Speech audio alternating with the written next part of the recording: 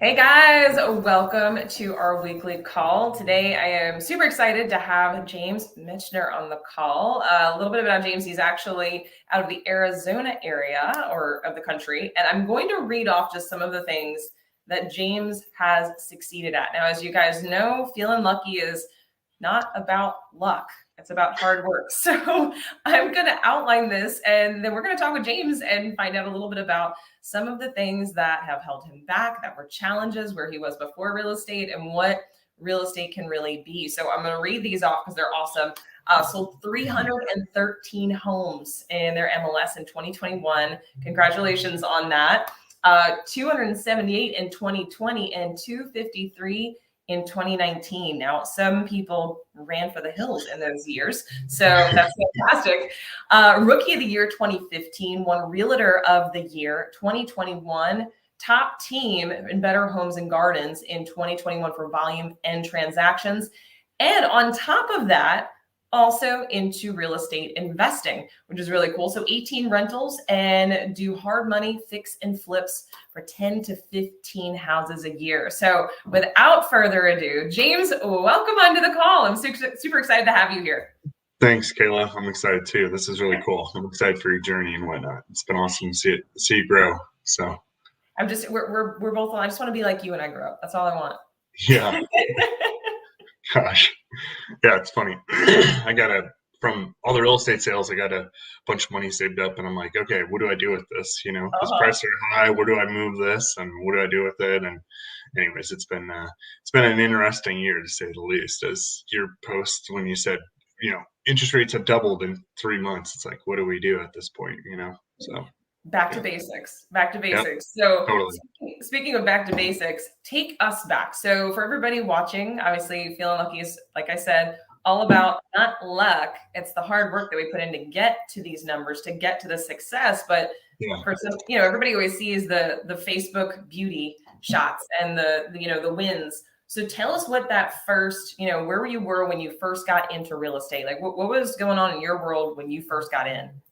Yeah, so when I first got in, I was actually living in Phoenix, Arizona, and I was working at Grand Canyon University as an enrollment counselor. So basically, you're just prospecting students to try to get them into the school, right? And I really like playing basketball. I like basketball, so I got together with some of the instructors there, and we were talking about basketball on and off. We became friends, and then this is a really funny story. One day, I'm in the bathroom. He's standing next to me in the stall, and he's like, "James, you're doing really well at this job. You're gonna keep getting promoted." And I look over at him, and we're in the urinals. So I'm like, "Well, I don't know yet. Let's talk about this when we get out of here." So anyways, we talked about when we get out of there, and I told him I wanted to start traveling. At the same time, I was working at GCU. I got my real estate license. Was trying to start that at the same time working there, which was kind of crazy.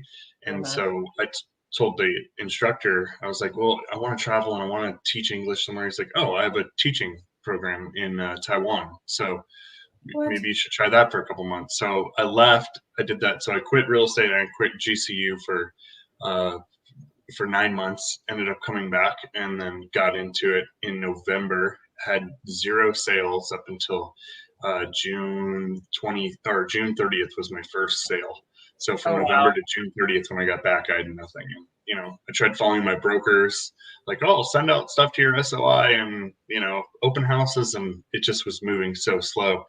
Met a coach, started talking to him about prospecting, hit that, and one deal after another. A lot of them, the first deal I had came from an SOI listing, which came from a sign call, which was at closing. But otherwise, it just started snowballing with the prospecting. And then one thing you wanted me to bring up was, what did it look like? Like, what did that first year look like, right? So I realized real estate was going to be really hard, and I was like, damn, this is like crazy. When my wife and I were going to go to Jerome for dinner, right? But we got this offer. It was one of my first listings that I got an offer on, and so I had to negotiate that contract. So we're in the car, just about to leave. I'm literally pulling up. I get the contract. I'm like, damn, babe, I got to send a counter offer. She's like, right now? I'm like, yeah. She totally understood, right? Yeah. And did that. 30 minutes later, then we're back on the road, right? And so that continued for about a year. then I started developing a team, and that team steadily grew. There was a partnership in there that didn't work out, that worked for a little while, and then we just went our separate ways. Then the team steadily grew from 2 agents to now 13 agents, and it's been good. There's been a lot of struggles there, I'll tell you that. Like, tons of frustration, lots of punching the couches and the punching bag, and just being like, oh, why can't I get this done? Like, it's just, yeah. So, yeah, it's been. So what do you feel like, because I know a lot of people that are tuning in, some of them have teams, some of them want to have teams, some of them are brand new agents. So in that first year, where do you feel like you had your screw ups or your doubts? Like, I feel like everybody has those doubts that go through their head when they first get into it. Like, what were those thoughts going through your head when things were not happening?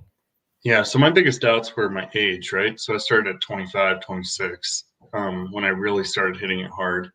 24 when I got my license, and then so it was age, and then not owning a home and not really having a lot of money. I mean, dude, when I first got into it, I was renting a room for my brother's house, living there for like 3 to 4 days a week. Then I would stay at a single wide mobile home for my friend, watching her dogs, because she was a nurse and her brother let her stay there for a while.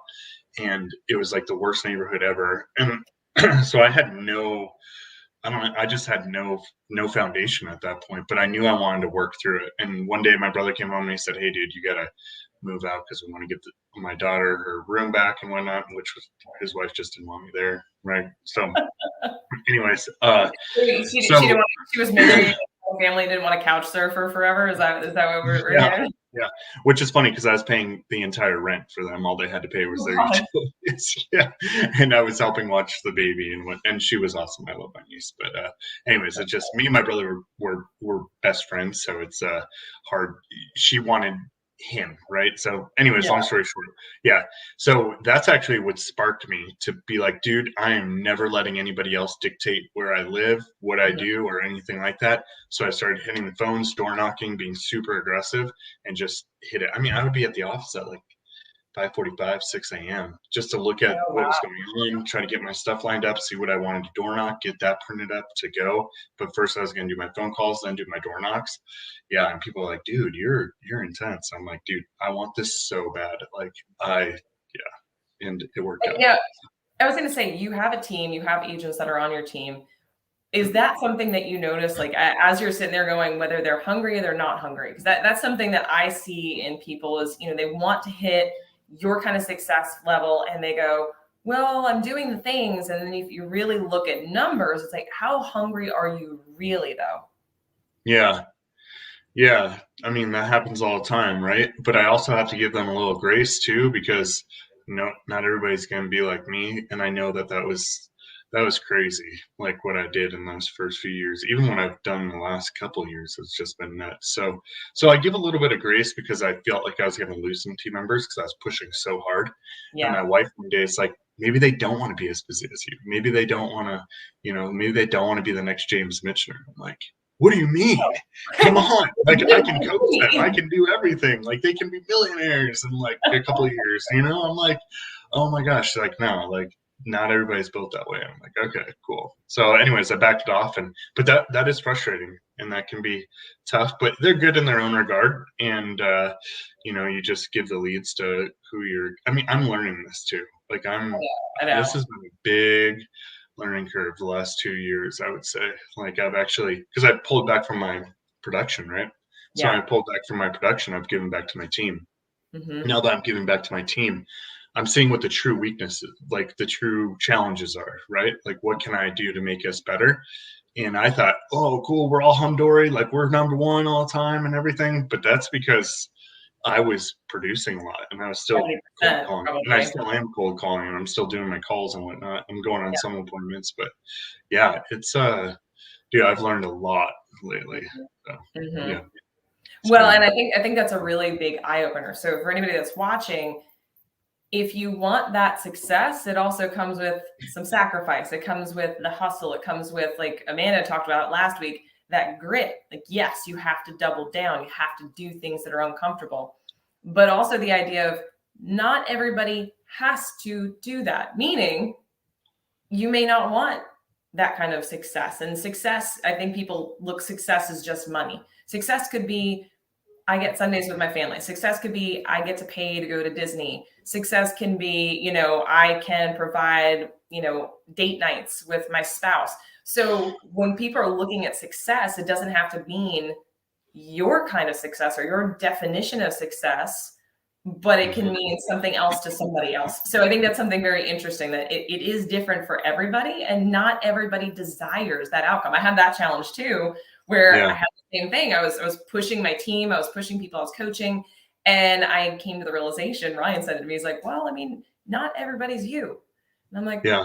well, yeah, but I mean, they said they wanted that, but that's not Yeah. really what they wanted. They Yeah. think someone might think they want that, but they don't want what comes with it. So you've got to figure out that in between.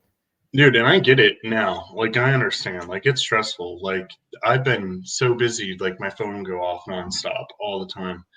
And it was when my son was like 2.5, 3. He's like, Dad, put down your phone, put down your phone. And there Uh, is a breaking moment where I was like, no more. And I just like stopped it right there. And it was probably only the second or third time. The first time, second time with that Aaron, But then he really got frustrated. And I'm like, okay, yeah, this can't go on for days and days. I'm going to stop this because they're only young for so long. So, exactly. You only have that one time.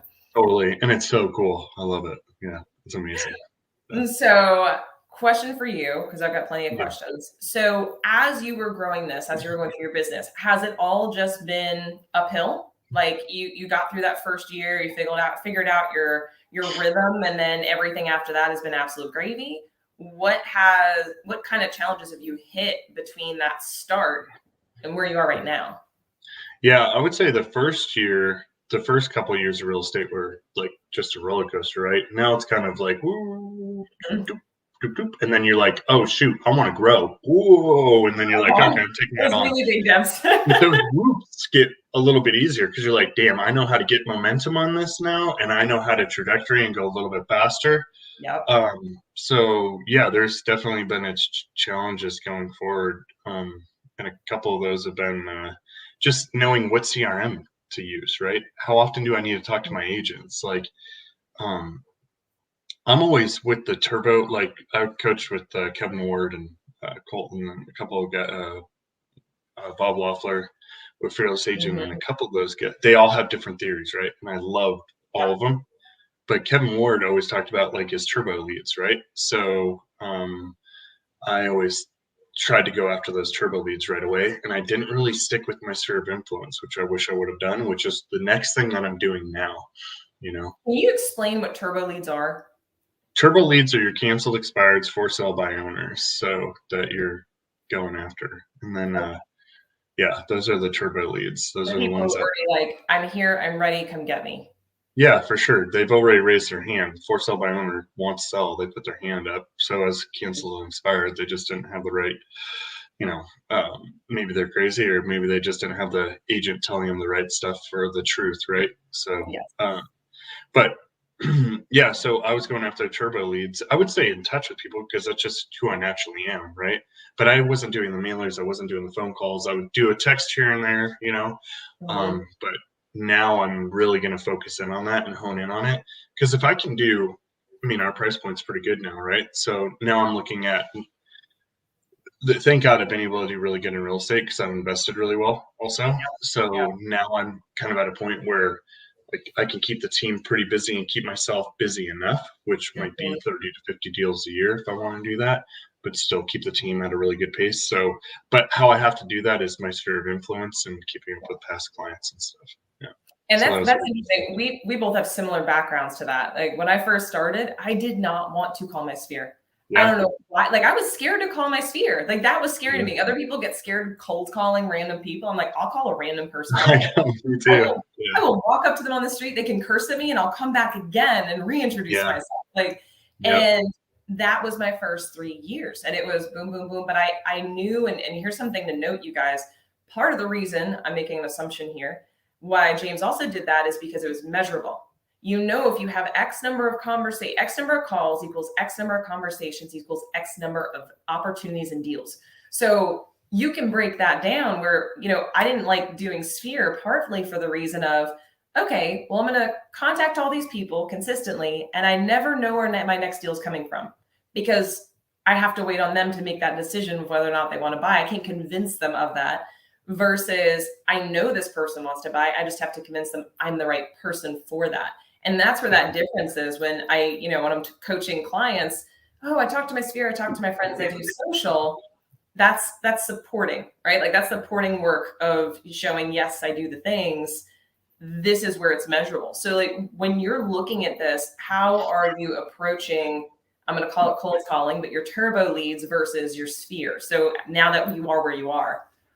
Yeah. So I built a Facebook group, a VIP list of James Michener Facebook group, and then I'm sending more text messages, doing more calls, sending thank you letters to them. So like for instance, yesterday, I started sending electronic Starbucks gift cards for Mother's Day, just saying, "Hey, Oh, Happy that's Mother's Day! cool. Thank you so much for, your support with my team and just being an awesome friend and whatnot." So I started sending those just on my downtime. It's like, oh, I should probably send this person, but I also have a list over here of people that is on my Excel spreadsheet for my SOI. My SOI is pretty big too. It's like 400 people. There's another guy that's top producer here, and he was teaching a class on farming, and we're good buddies. And anyways, he's like, "Yeah, man, I always laugh with my team. I'm like, dude, if James Michener just used his SOI, he would still be number one probably. It's like crazy. That guy's losing out on it." So there's a lot of good people here that support me, obviously, because I got voted number one as the number one realtor last year. Like I have a ton of support, right? So and just gotten where I've gotten has been awesome, and through them for the most part, I think.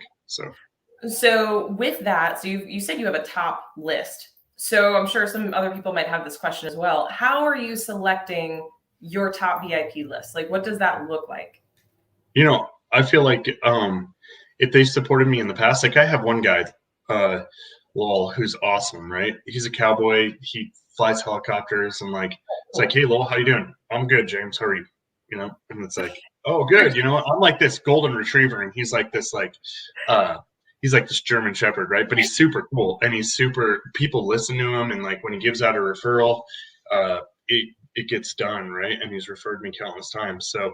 Um, so I try to go with who's referring me and who I like, but also like who are my really good friends that's gonna stay in my A team that I know would Mhm. actually refer me out, and it's an easy conversation, right? And then I have my B team, which is maybe people I've ran into through cold calling that I've just kind of stayed in touch with, and it could go either way. Who knows if they have an agent that they're working with? Because, dude, you never know, right? I had a Oh, guy, yeah.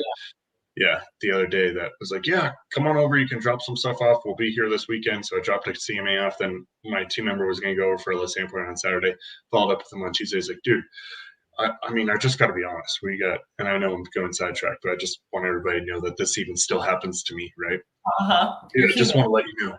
Yeah, just want to let you know that, like, I already have two other real estate friends that I would list with that are real estate agents that support me in my painting business. I'm like, dude, why didn't you tell me that before we spent all this time on Yeah. college stuff? Because he ditched us on the listing appointment too. You My know I was coming by. I didn't surprise yeah. you. So B team is people that I kind of have a relationship with, and just a cold call or whatnot. And so that's how I plug and play those in.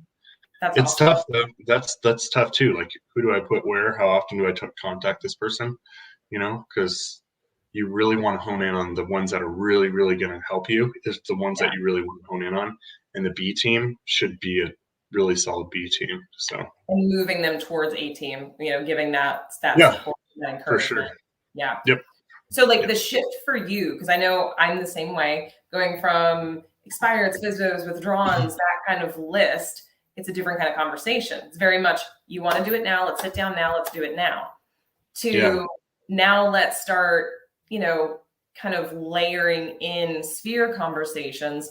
What was that shift like for you? Because I haven't, I'll put it this way, I've gotten better at it. But when I was making that shift, it was more so people just started showing up. And then I started seeing, oh, wow, these are coming out of nowhere. And it's because I've already made the relationship. What if I did that more? But what did that shift look like for you? Because I know you're a caller. Like this is, it's what you do. It's your skill. Yeah, that shift was welcomed because when you do cancel expireds and for sale by owners, you got to jump on the appointment like that day or like the next, within a 24-hour period, which is cool in the beginning. But when you have kids and you're running a team and you have other stuff that you're doing, it's really tough to do that. So like not getting the now business was okay because then I have a little bit more time to plan. Felt like I could be there a little bit more for my clients. I'm not going to be like a chicken with my head cut off. So it was just honestly it's calming to know that I wasn't going to be doing that anymore. And Yeah, then I hired cold callers for that, and then my team is prospecting those as well. So it's welcomed for sure. Yeah, that's great. That's great. yeah, Are your cold callers, are they actually setting the appointment or they're just finding warm people and then passing it off to the agent? both. Okay. Yeah, and they're expatriates through. I mean, I think VAs are good too, virtual assistants. This one's through a different company that they're American, just in a different country. So, and Nice. I've noticed some big changes with that, which has been pretty cool. So Very cool. Now, it's like, I was going to say, I always like to rep people. So what yeah, company is it? it's called Call Motivated Sellers. Okay. Yeah, and it's pretty cool. I've done a lot of interviews. It's funny, I interviewed 3 people. The last one, I almost didn't do the last interview, and then I did. I'm like, oh, this chick's great, right? So get her going. We have a meeting, like a startup meeting. I'm like, give her all these tips and tricks and stuff. I'm like, hey, do you mind reviewing like those first 10 with me real quick so we're on the same page? She's like, okay, yeah. I'm like, pause and pause. I'm like, did you take notes? She's like, oh, no, I didn't. And I'm like, done. Like, dude, sorry. Yeah, Like, no. you just have to be hire slow, fire fast type thing, right? So I Hmm. felt bad about that, but the reason I'm bringing this up is because I call motivated sellers and said, hey, I want to get a different person like on it. So they started up an interview, and now I have an amazing, super awesome person. So I'm Oh, that's super stoked. fantastic. Yeah, yeah. Yay. That's So something we're looking at for our team. That's amazing. yeah, So, what would you say the biggest challenge you've faced in real estate, like over your span of what's it been now, 8 years, give yeah, or take? What is one of the biggest challenges that you've faced, whether it be from a standpoint, which I get this a lot, where it's that tradition or transition from being that hustler grinder to realizing, okay, family, I need to shift this. Like, what was the biggest challenge you faced, and how did you overcome it? yeah. So my biggest challenge, I would say, I got to really think about that. I mean, the first thing that comes to mind is like as my kids have gotten older, it's gotten a lot harder.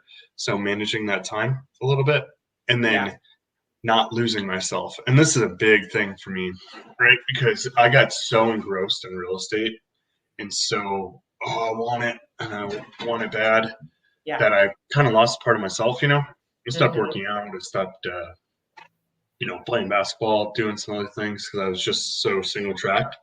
And it worked and it was great. But dude, you look at yourself and you're like, oh man, like I'm a slug. Now I'm back on it and I'm doing well and I'm getting those relationships back and stuff like that, like different kind of relationships, right? Yeah. So I think the biggest thing was like transitioning out of that one track thought process and going into okay, how do I be James again that got himself into this, right? And became successful in the beginning. Because there's bread, and then you got that freaking meat right there, and then you got the other piece of bread, right? And I'm trying to get that other piece of bread in there right now because that meat's thick, and I'm like, oh man, I need to get out of that real quick because get a little Oh, too into I feel you in that. That was 2018. It was a year for me where I was like, do I want to keep doing this? Because hustle, grind, hustle, grind, hustle, grind. My friends are like, where are you? Like, you're never out. You never do anything anymore. Like, you're always yeah, real estate, real estate, real estate. And I was building that foundation. And then I stepped back and I was like, I haven't even taken a vacation. Like, why am I yeah, worrying about making all this money if I'm not even enjoying it? I'm yeah, trying to do it to build that life. And yet the bar just keeps getting raised where it's like, oh, well, this is enough. Maybe this will be enough. Maybe this will be yeah. enough. That's the weirdest thing in the world, dude. That Yeah. is so nuts. I remember when I was going to be happy with making 100 grand a year, right? Right? Like I was like, yeah, 100 grand a year. Then you That'll be make that, it. and then you're like, And oh, I all you. want this, and then you're like, I have this amount saved up, and you're like, oh, what if I could get this? And then you like quadruple that, and you're like, Uh-huh. damn, okay, What if maybe I can do there is. that? Yeah, So I guess my biggest quest right now is uh, like what's next, right? So I say I conquered real estate a lot, or I'm saying that's a lot of people say, "Oh, James, you conquered it. Like you did this, you did that, right?"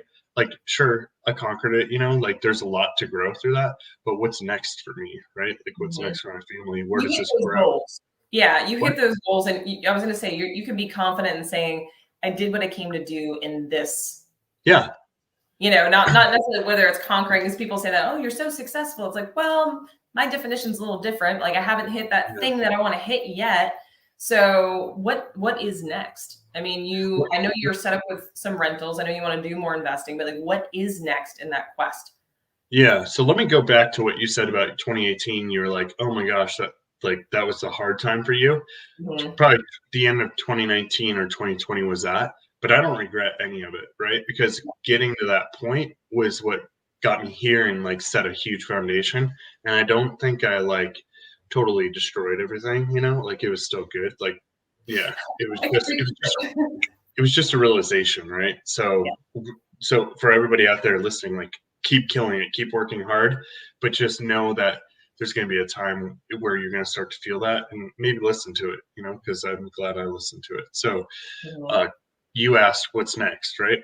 Yeah. So I think running my team and becoming way more pulled back from real retail sales, right? Mhm. So working with maybe 2 clients a month, like Yep. listing side. Yep. I just don't want to be that busy, like that attached to my phone. Doing Yeah. more fix and flips. I've been doing some wholesale, which has been cool. Nice. Um, so I have a little team for that. And then I really like hard money. I just love hard money. I think it's really cool. I think it's awesome. But the amount that you can make, it's niche. People come to you instead of me Mhm. having to go really outbound at a point, and that you can work from wherever you want because I like traveling. I have two trailers, big Yeah. truck. Yeah, so I think maybe the hard money route and still keeping my team and doing some wholesale and flipping. Yeah, That's awesome. So now yeah, for some people who don't understand what hard money is, can you explain that? I think a lot of people think this special person over here, like what is hard money and how are you involved in that? yeah. Hard money slash private money is where you're lending to investors that are looking to make money off of either fixing property or buying a rental or some sort of investment property. Mhm. Those can range anywhere from 8 to 15%. The interest rates.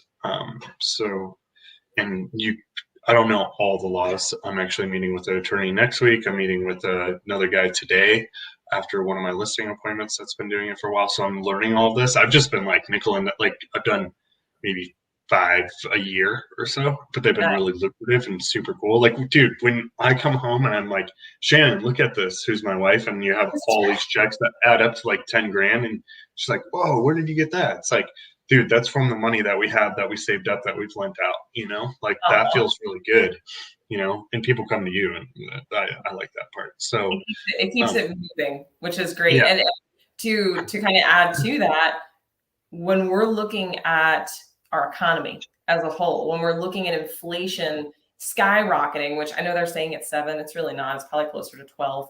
But when yeah, we're looking at inflation going up that high, everybody that's sitting here looking at cash in their bank accounts, you need to keep it moving. Like that's one of the laws of making money is keep your money working for you, keep it moving because yeah, stagnant money isn't making money. So the nice thing is you've hedged the inflation by making sure your money keeps moving. And the cool thing is you do have investments that are sitting, meaning like homes and things of that nature that are being rented, but keeping things moving in different channels so that no one thing, if it gets shut down, you're screwed.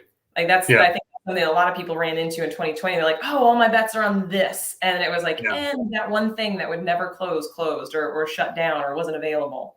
yeah, yeah. It's and right now I have the most cash I've ever had on hand because all of those got paid back, but I just did 2 of them recently, so I need to get back out there and kind of see what else is out. So That's but then you exciting. got to stay legal. And when I have my lender license, my MLO, and Yep. mortgage loan officer license, So I'm trying to build that with somebody for the hard money side so I can do more than just 5 a year. So, which would Very be cool. cool. Yeah. Very cool. So Yeah. I know we're running out of time here. If you had one thing that you could share with those that are on this journey, whether it's they've hit that point of they're like, do I still want to do this? Or they're just getting into it. They're feeling that stress, that turmoil, and they're seeing the success of others going, maybe I can't achieve that. What would you share with them? Yeah. So I'd do a couple things, right? First thing is I would look at your vision board and your why and why are you doing this?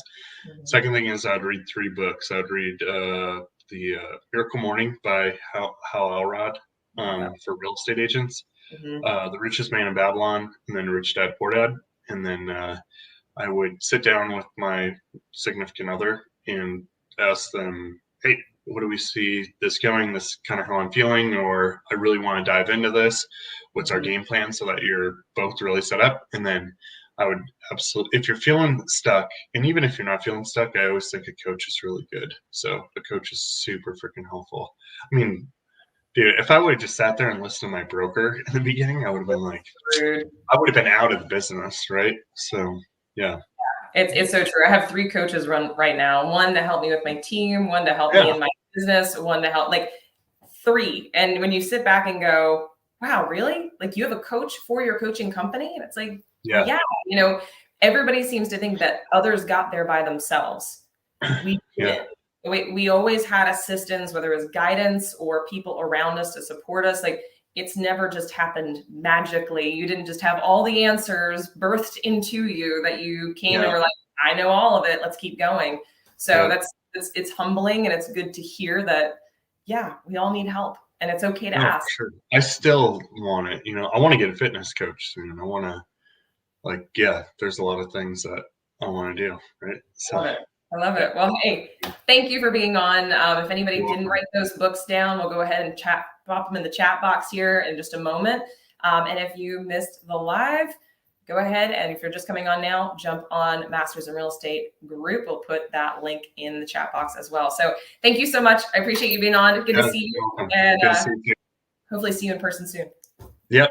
Absolutely. Talk to you soon. Bye. All right. Bye-bye.